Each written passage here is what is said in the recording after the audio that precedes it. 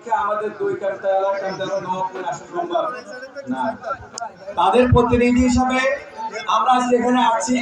আগামী দিনে আমাদের বিএনপি সরকার, খালেদা জিয়া এবং তার যে সরকারের রূপরেখা কি হবে, আপনারা কেন ভোট দিবেন বিএনপিকে, এটা জানার জন্য আমরা আজকে এখানে আসছি। অন্য কোনো আমাদের আলাদা কোনো উদ্দেশ্য নেই। আমরা একটা কম্পেয়ার করে কথা বলতে চাই। বিগত 16 বছর একটা সরকার দেশে ছিল, তারা সরকার চালিয়েছে, আপনারা দেখছেন।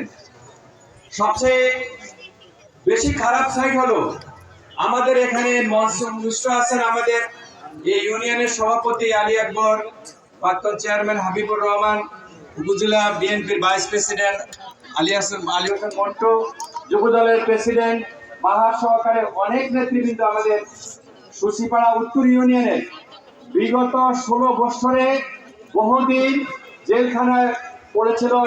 একটাই মাত্র অন্যায় ছিল যে তারা শুধু বিএনপি করে, এই কারণে এদের আর অন্য কোনো অপরাধ ছিল না। এই অপরাধের কারণে সুশিপাড়া উত্তর ইউনিয়নের অনেককেই জেলখানায় যেতে হয়েছে। কিন্তু বাংলাদেশ আওয়ামী লীগের তারা ক্ষমতা থাকতে একটা কথা বলে গেছিল, তারা ক্ষমতা থেকে চলে যাওয়ার পরে 5 লক্ষ লোক মারা যাবে আওয়ামী লীগের। বিগত 16 মাসে আপনারা দেখেছেন বাংলাদেশ